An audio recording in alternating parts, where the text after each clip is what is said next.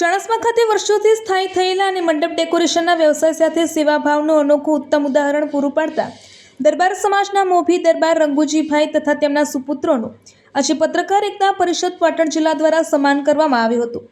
દરબાર રંગુજીભાઈ અને તેમના પરિવાર દ્વારા ચાણસ્માની વિવિધ શાળાઓ, સામાજિક સંસ્થાઓ તેમજ સામાજિક ધાર્મિક કાર્યક્રમોમાં મંડપ અને જરૂરી ડેકોરેશનની સેવા અનેક પ્રસંગોને નિઃશુલ્ક આપવામાં આવે છે। ખાસ કરીને મા બાપ વગરની દીકરીઓના લગ્ન પ્રસંગે મંડપ અને ડેકોરેશનની સેવા વિનામૂલ્યે આપી તેઓ માનવતાનું અનોખું કાર્ય કરી રહ્યા છે। તેઓના સેવાભાવી સ્વભાવ માત્ર વ્યવસાય સુધી મર્યાદિત નહીં પરંતુ સમાજના દરેક વર્ગ માટે સહાયરૂપ બન્યો છે। કોરોના મહામારીના કપરા સમયમાં પણ તેઓએ સેવાભાવી દાતાઓ પાસેથી સહયોગ મેળવી પોતાના સ્થળેથી રસોઈ તૈયાર કરાવી ચાણસ્માના જરૂરિયાતમંદોને સતત 4 મહિના સુધી ભોજન સેવા પૂરી પાડી હતી। આ સમગ્ર સેવા કાર્ય માટે તેમણે કોઈપણ પ્રકારનું વળતર સ્વીકાર્યું ન હતું।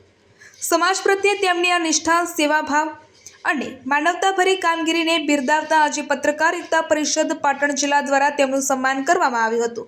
આ પ્રસંગે ઉપસ્થિત આગેવાનો અને નાગરિકોએ પણ દરબાર પરિવારની સેવાભાવી કામગીરીને હાર્દિક બિરદાવી હતી। દરબાર રંગુજીભાઈ અને તેમના પુત્રો જેવી સેવાભાવી વ્યક્તિઓ સમાજ માટે પ્રેરણા સ્ત્રોત સમાન છે, જે નિસ્વાર્થ સેવા દ્વારા માનવતાનો સાચો સંદેશ જીવંત રાખે છે।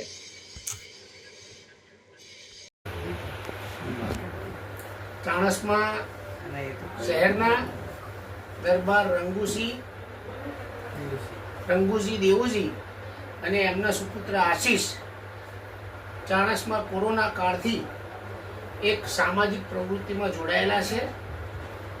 કોરોના કાળની અંદર સમગ્ર ચાણસ્મા શહેરમાં એમના ત્યાંથી રસોડું બનાવીને દરેકને જમવાનો પૂરો કર્યો છે। ઘરે ઘરે ટિફિન મોકલાયા છે અને અહીંયા પણ જમાડવામાં આવતા। સાથે સાથે અમારા પત્રકારો એકતા પરિષદમાં કોઈ પણ પ્રોગ્રામ હોય તો મંડપના દાતા, માઇકના દાતા બધું જ કમ્પ્લીટ કરીને આપે છે।